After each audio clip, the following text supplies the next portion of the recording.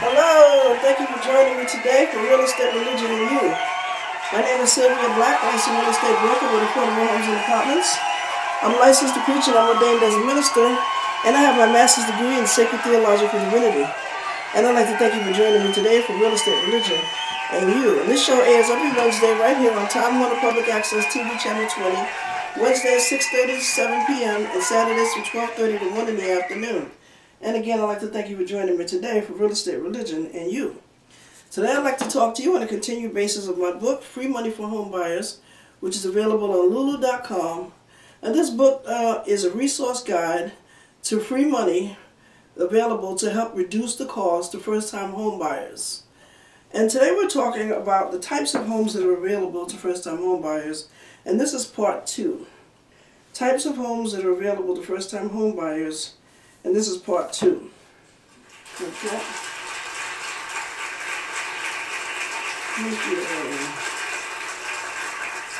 Thank you very much. Now, the last time we met, we talked about single-family houses, single-family homes. As you know what that is, that means that would be one particular unit within the building, which can consist of anywhere from 2 to 5 bedrooms and any number of bathrooms. We talked about a multifamily home, which up to 1 to 4 family is considered residential. Anything over that, 5 or over, is considered commercial. So only 1 to 4 family homes are available to first-time home buyers. Okay. Then we talked a little bit about mixed-use properties. I don't know if I specifically defined what mixed-use properties are, but a mixed-use property pretty much is a property that has a residential portion or residential living quarters combined with commercial occupancy space.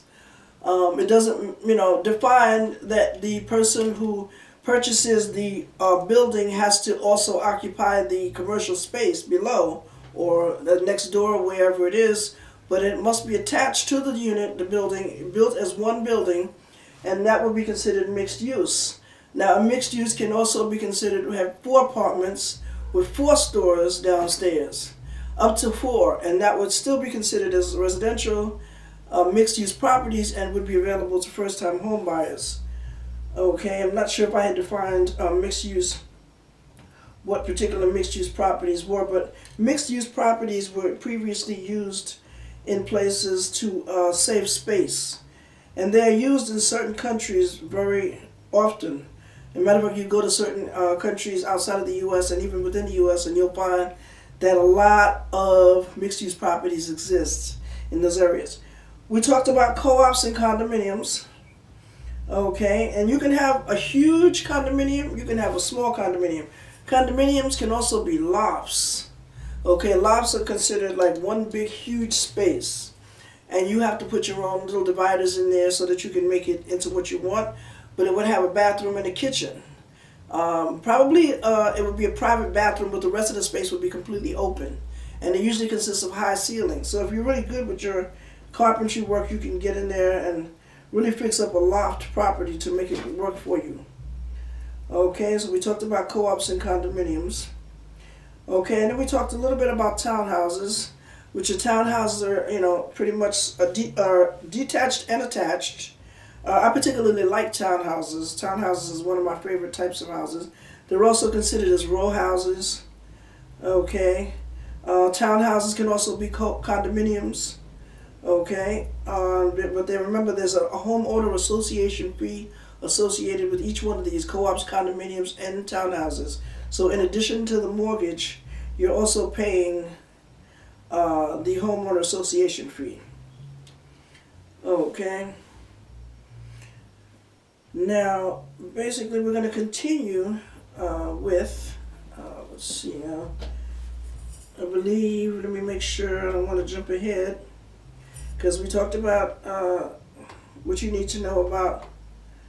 Okay, let's talk a little bit about the home ownership fees, association fees. These are fees that you pay on top of your mortgage. Okay, now, before you buy the property in a community that has a HOA, it's abbreviated, or homeowner association, you should learn what the rules are first. Each one has its own rules. You might like the unit, you might like the development, you might like the community, you might like the people, but the first thing that you need to do if you decide to buy a co-op, condominium, or a townhouse, where there is a community fee or an association fee or a homeowner association fee associated with it in addition to and on top of your mortgage, these are things that you need to do. So first you may be able to find online. You may be able to get this information about the particular development on your website. Most of the developments, they do have a website where you can check, sometimes not. Okay. Now, you might want to check stuff like what happens if you violate a rule, what happens, if you want to sublet your unit, what happened, stuff like that, because you got to make sure now that these, like say for instance, you go on vacation, like I told you before, there was this real estate company that had this particular, I don't know if he was the owner or the landlord or what have you, but people would go on vacation and they would actually turn their cable off, and then he would actually rent the same unit that these people were living in to someone else on a temporary basis, and they would actually call us to have the cable turned on. So you have to make sure, very make sure, if that's a part of the rule, is the owner or the landlord allowed to sublet my unit while I am away? You see, if you own that unit, that development there, that's supposed to be yours and only yours. Me, the first thing I always do is change the lock. Ain't nobody going to have a key to my place but me. If you have to get in and it's an emergency, and if it's that much of an emergency where you have to get in, then you just better go ahead and kick the door down.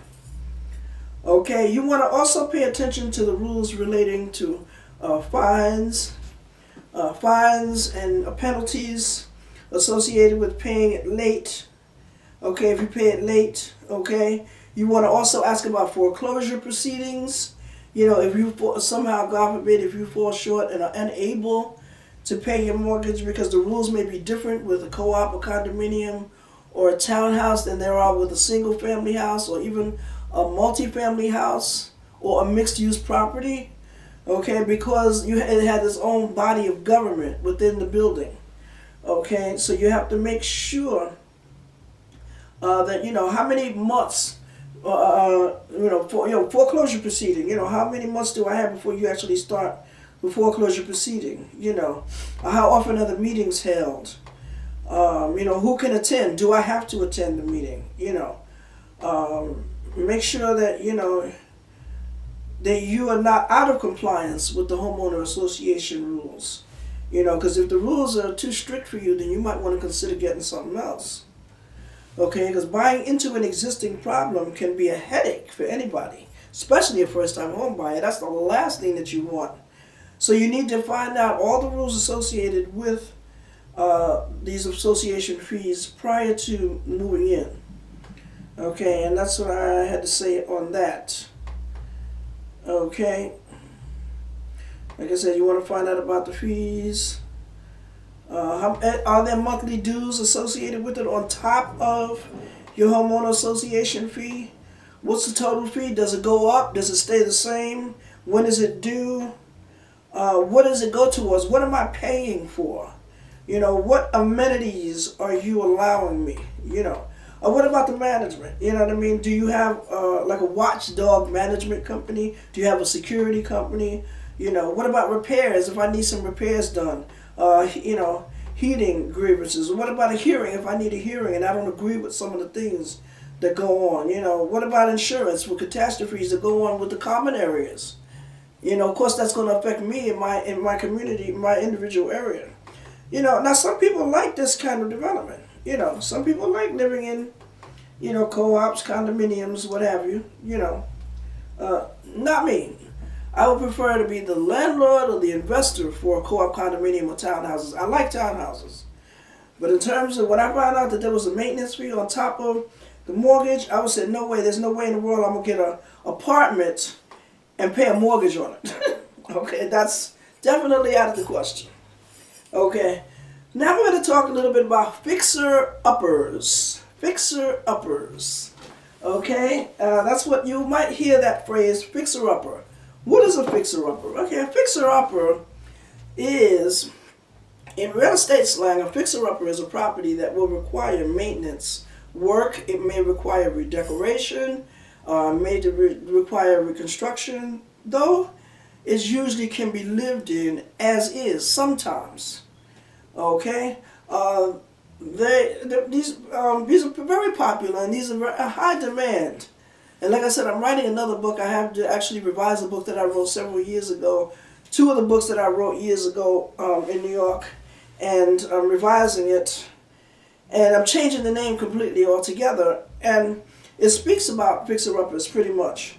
But a fixer-upper, I like fixer-uppers because in layman's terms, they're cheap. Okay.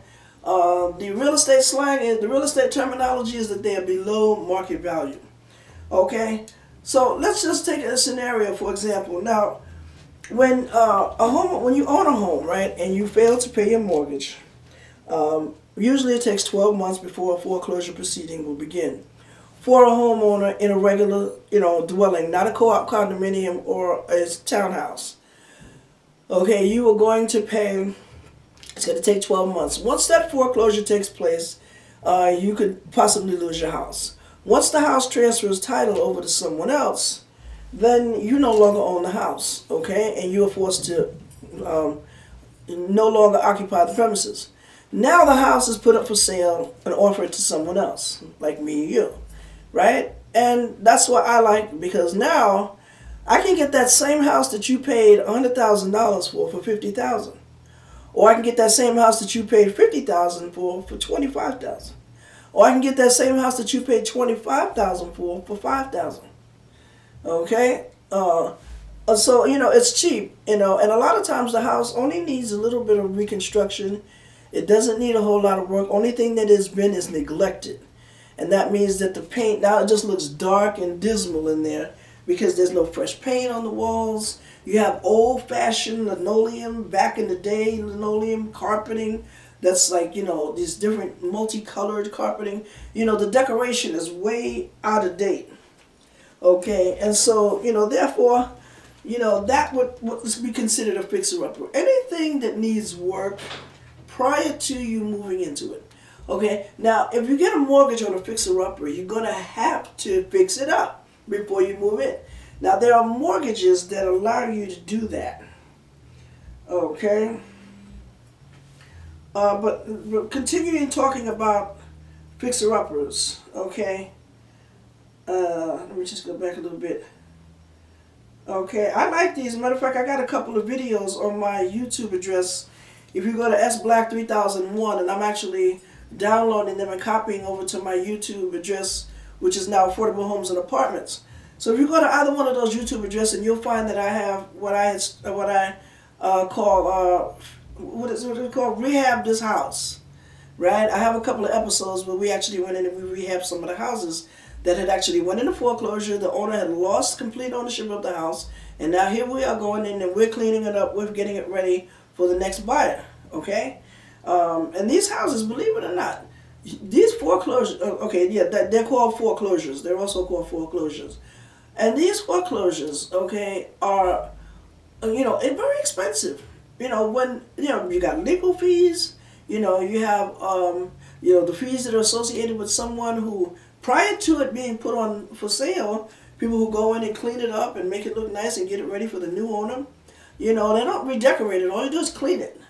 Get it nice and sparkling and smelling fresh, making sure there's lights in every fixture, little things like that. They winterize it, make sure the pipes don't bust, because the banker, they want to make sure that they protect their investment. So they spend a lot of money in terms of, getting these houses and keeping them, nice and, cozy for the new owner, which could be you. Okay? So a fixer-upper, the basic stuff will be, taken care of. The plumbing will be intact. The heating will work. You won't have that thing to worry about. And you will, basically be able to just probably move into it. Now, you have to keep in mind, though, when you get a contractor to go and look at these fixer-uppers, to give you an estimate on this house, you make sure that you choose your own contractor, because you want to make, that's why we're here at Affordable Homes and Apartments, because we work with you. Like me, I'm a do-it-myself kind of person. You don't want to let nobody else tell you that you got to hire the lawyer that we choose, or you got to hire the appraiser that we choose, because that opens the door for scams and predatory lending opportunity. You want to make sure that you have the opportunity to choose the lawyer that you want to choose. Okay, fine. If I got to pay, a certain fee, but if I choose my own lawyer, I want to choose my own contractor. Because a lot of times when you get a fixer-upper, the benefit of it, like it says, it doesn't even need any work before you move in. But they will make you think, and I'm saying they, the mortgage company, the contractor, because, everybody's out to make money. So they will make you think that, yes, this house is going to need some work. Oh, we're going to have to put a new roof on there. We're going to have to put new shingles on the outside, and I'll explain to you what all this is if you don't know what I'm talking about. We're going to have to put new thermal insulated windows in the place, and that will make it, last for years. You'll never ever have to worry about replacing it again. Well, sir, ma'am, excuse me, but first of all, does this house qualify for a mortgage in the condition that it's in now? That's one of the main questions that you want to ask, and you ask that to the mortgage company, okay? And mortgage companies, we as brokers, all of us are licensed, okay? So if someone lies to you and tells you something that's not true, that is a code of ethics. I forgot what it's called, but it goes against the person's license, and you can report them to the body head that actually holds the license. So, and then also they have to sign a disclosure to the fact that, can I buy this house in the condition that it's in now? Because you might walk into a house and you be like, oh man, you fall in love with this house, this fixer-upper, this foreclosure. And then you say, wow, I love this house, but the house is really worth the top. The appraiser says that once the house is all fixed up and you got brand new everything in here, the house is going to be worth $70,000. And guess what? You qualify for $70,000. Okay, this is a hypothetical situation. This is how people work, and you got to keep in mind, you got to have an objective opinion about everything. You have to remain objective at all times. Okay, and you have to try. I know we're all going to get emotional about things, but you have to try to keep your emotions out of it. And if you can't, you just get emotional all you want, hoopla, whatever, but go home and chill out. And then when your emotions subside, then you can start thinking straight, a little objective, and you start asking some questions. Write down some questions that you have, or call Affordable Homes. Contact us and we'll help and guide you, because we're here to help you. That's what we're here for. We are a buyer and a seller's agent. And most of the times we are a buyer's agent. Okay? And that's you. So we work with you. We'll be there right there with you at the closing table from the very beginning up until you get the keys to your house and beyond. Okay, so don't worry, about, all of that. We'll be there with you, And talking about my book, Free Money for Home Buyers, which is available now on lulu.com. It's www.lulu.com, and it's Free Money for Home Buyers. So make sure when you go online that you type Sylvia Black, Free Money for Home Buyers, and this is the book that you will get. Okay, now, fixer-uppers are a great opportunity. I really, that's like, one of my favorite. I really, I get the list. I have a list. We have a publication that we put out entitled Foreclosures Weekly that has a list of foreclosures. Okay, like I said, it's a great investment opportunity, but there's a whole lot of, you always want to buy a property giving yourself at least 25 to 30% margin. Okay, now like I said, a specific type of loan that's available for a fixer-upper. And like I said, we're not going to talk too much about mortgages, because this is about what kind of house is eligible for first-time home buyers. But to touch on it, and the details are in my book, Free Money for Home Buyers, available on lulu.com. It's called an FHA 203K. An FHA 203K, and those are abbreviations for the government that it stands for. Now, this is the type of loan that you can get that will, along with the fixer-upper. And what will happen is the money will pay, part of the money that you get, that you qualify for, will pay for the rehab, and the other part of the money will pay for the purchase. Okay? And the contractors are monitored, and the funds are issued quarterly. Okay? So it has to be up to code compliance, though. Okay, all of the basic stuff, the heating, the plumbing, the electrical, that has to be up to code compliance. There can't be any violations in the building at all. Okay, and it has to be up to code. In other words, some houses use plastic piping. Some ordinances don't allow plastic piping. They want you to have the copper piping. Okay, so when they go to inspect, they'll say, "Oh, no, no, no, this is a code," and you're gonna check with City Hall yourself to make sure. Okay. Now another type of home, and I don't know, I'm trying to rush through this right quick, but all the details you will find in my book, Free Money for Home Buyers. Another type of home which is very, very interesting to me, which has really intrigued me to buy some land, and that's called a manufactured home. A manufactured home. When I first found out about a manufactured home, I was like genuinely intrigued. I had to do a whole lot of research on this house. I wanted to find out what is a manufactured home. A manufactured home is basically a home that's built in the factory. Okay, you go to see a regular single family home, those homes are built right on site, right there, right on the ground, right where the house sits, that's where the house is built. But these manufactured homes are also called modular homes. They can also be called, I used to call them trailer parks. I don't know what they call them now. I forgot what the wording, but trailer parks is like when you have a whole lot of trailers that, in a particular community. But these are not trailers on wheels. These are fixed trailers, and they're also known as manufactured homes. And again, now if you get it in a community, you're going to pay that association fee. You can get a manufactured home built on a separate piece of land any way that you want. Okay, and you don't even have to own the land. You can own it, you don't have to. As long as the land is available for sale, you can buy the land and you can buy the manufactured home. Floor plans already exist, so you don't have to get an architect to draw floor plans. However, these homes are definitely, this is the kind of home, if you're a picky homeowner and you just want things the way you want them, and you don't care whether you have an attic or a basement or not, you just want space, it's excellent for you, the picky homeowner, the one who knows what she or he wants in a home. Also, elderly, it's a great opportunity for elderly or senior homes. It's also an opportunity for disabled, because a lot of these homes are single story and they can be built to your specifications. That's right, even all the way down to the color of the unit. Okay, you can have 5 bedrooms in a modular home. They have them called single wide and double wide. A single wide is smaller, of course, than a double wide. A double wide gives you twice as much space, twice as much room. Okay, a single wide, again, 1 to 4 bedrooms. You can have as many bathrooms as you want. Okay, this particular developer, this manufacturer of these modular homes, they go all the way up to 2,280 square feet for a 4-bedroom, 2-bath.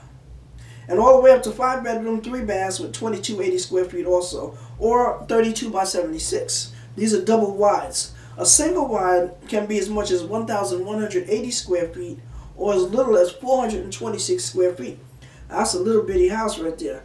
But they're great, like I said, they're great for even a single individual, elderly, single people or couple, disabled individuals. Like I said, most of these do not have basements and they do not have attics. Most of them are single stories.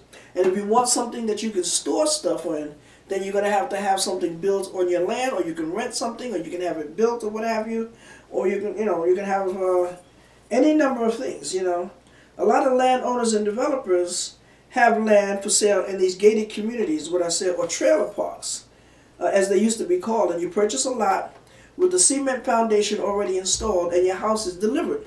That's right, your house is delivered on a truck. Isn't that amazing? You ever see the truck coming down with a house on it? Well, that's a manufactured house. Okay, and prices can start for this particular manufacturer that I know about.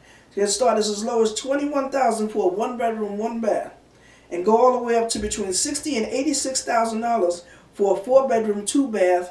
I don't know if it's a single. There's got to be a double wide. It's got to be a double wide. So what happens is when they build that, the foundation is built first. The cement foundation is built. And it's built because that's where, you do it underground. That's where the gas and electricity has to start from, and the heat.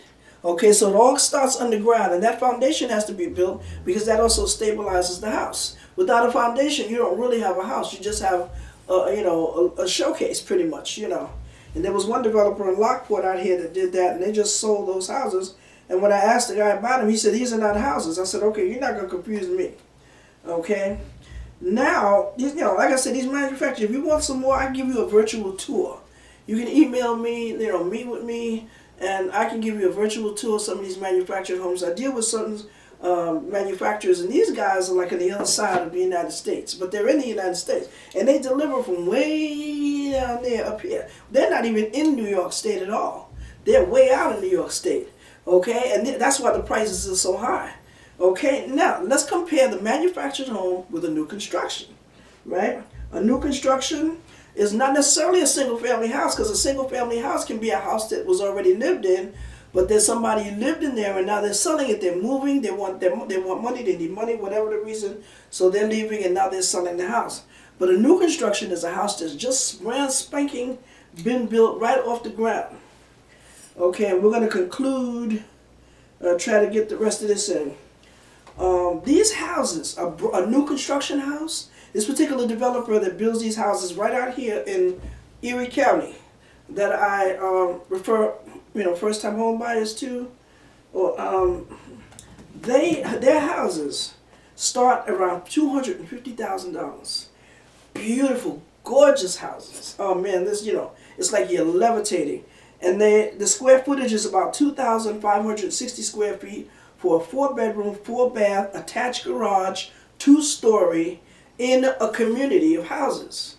So these are located in gated communities and come with amenities like swimming pool, fully equipped gym, meeting room with a kitchen. Some houses come from furnished for professionals who travel, okay, and some come with appliances, even including a garbage disposal, microwave, and a dishwasher. Okay, and we're going to try to conclude this up. I'm talking about my book, Free Money for Home Buyers, available on Lulu.com. Now there's something called a FSBO. What is a FSBO? Shoo, right? You're thinking of a frisbee. A FSBO is a for sale by owner. For sale by owners are usually those individuals who want to sell their house without the use of paying a brokerage commission. And these houses can be new construction, they can be 1 to 4 family, they can be mixed-use properties, they can be manufactured homes, and they can be new construction. Okay, they can be any of these. But a FSBO, you don't need to come to Affordable Homes and Apartments to get that. But you won't get the protection that you get, or the advice, or the education that you'll get if you get yourself a FSBO. Okay, FSBO. When I heard somebody say, "What's a FSBO?" It's actually FSBO. Okay, it's the first initials of the word for sale by owner. So if you ever see for sale by owner, this owner is trying to sell it himself, and sometimes, a lot of times, they need it quick because they may be facing foreclosure. Believe it or not. So these owners are like trying to get this house sold before they lose it, or before the police come and escort them out the door, honey. I say, yeah, child, But there's a whole bunch of different, contact Affordable Homes. And next week, I forgot what we're going to be talking about, but we'll be talking about some more interesting real estate techniques, things that you need to know as a first-time home buyer. And I would definitely encourage you, honey, now is the time. The season, the weather's warming up now. It's an excellent time, to start looking for houses. Get settled in before the weather gets cold, and you have opened up the door to your brand new house. It'll be new to you. It may not be new, but it'll be new to you.